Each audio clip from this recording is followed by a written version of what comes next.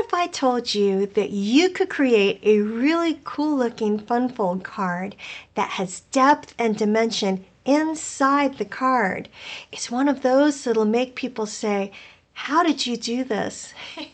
And it's so much easier than it looks.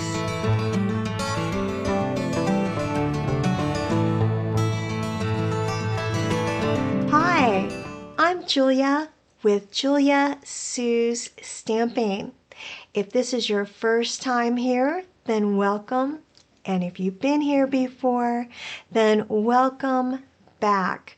I'm so glad you're here to spend some crafty time.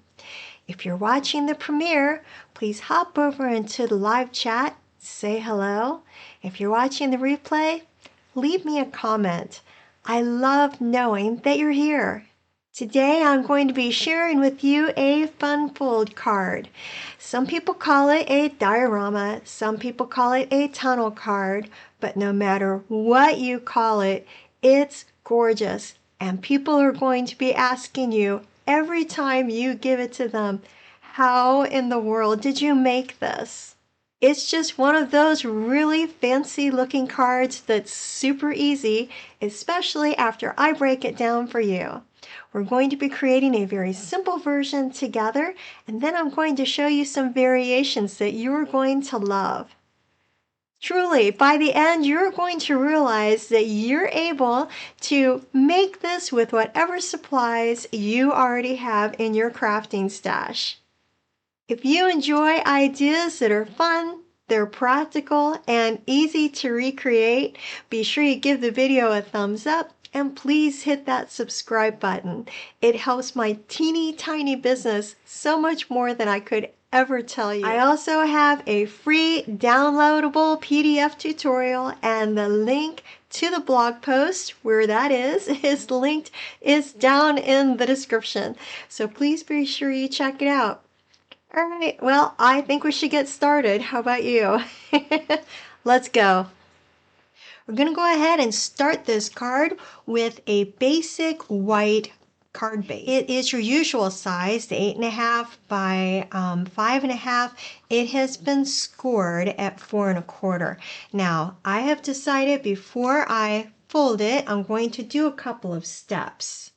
The first one is share with you the piece that's going to be inside to make our tunnel, or our, if you want to call it, a diorama.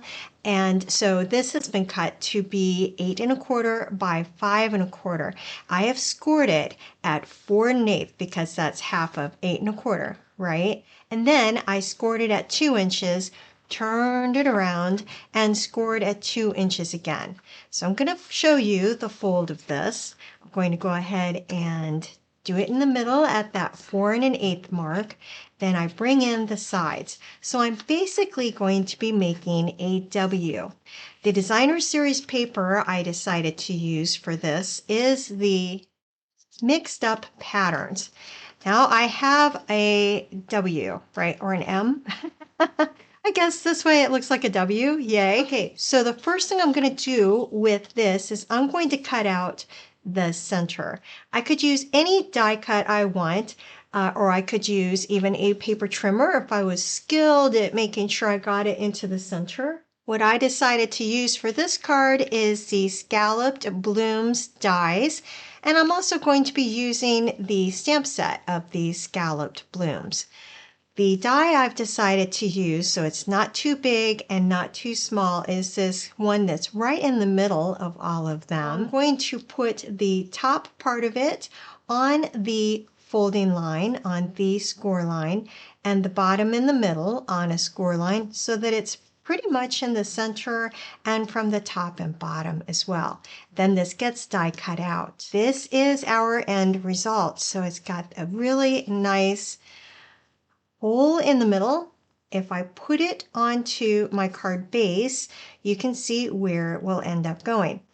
After getting it on the grid paper exactly the way I want it, I'm going to lay my piece down that will be going over top of it to make the tunnel.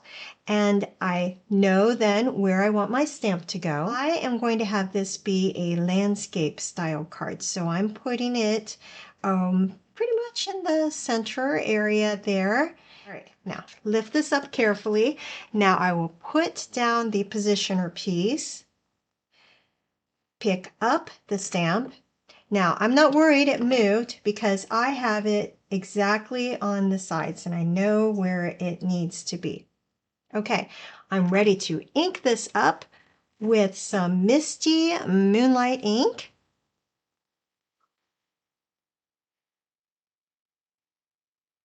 And then I will press it down onto the cardstock. It looks pretty good. Yeah, I'm really excited that it turned out right the first time. Yay! Now I'll go ahead and fold that card base. Bringing in the piece that will go into the inside of the card, I'm going to line it up, make sure it's even on the sides. I'm going to go ahead and fold it together, making sure that it's still even on the sides. I'll run some adhesive down and here. So you could use glue or whatever you'd like. I've grabbed a tape runner here and then shut it. Same thing on the other side. This is such a quick and easy fun fold, and everybody loves how it looks. All right. How cool is that? When you open it up, it's like a little shadow box in there. Starting off with a Misty Moonlight panel that has been cut to be 5 1/4 by 4. Then I have that same designer series paper with the cool dots. That has been cut just a little bit smaller. Don't worry about the dimensions and the measurements. I do have everything listed in the PDF tutorial. Now I've got a piece of basic white that I embossed with the Ladybug Picnic 3D embossing folder. A little adhesive on here.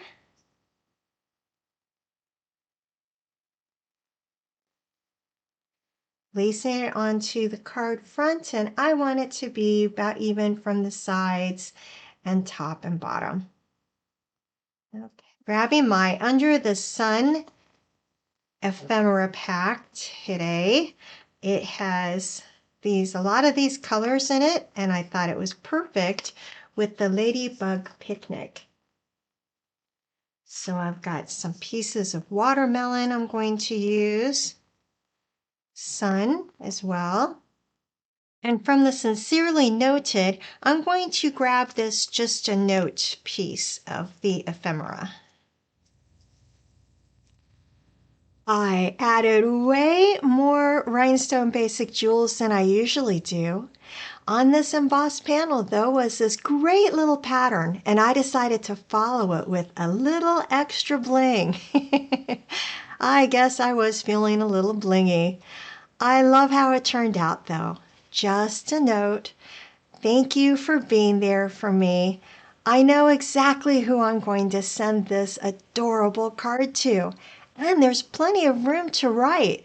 I've got space up here, space down here, because I used a designer series paper that is lighter, so it'll be easy to write on it. I can't wait to send this out.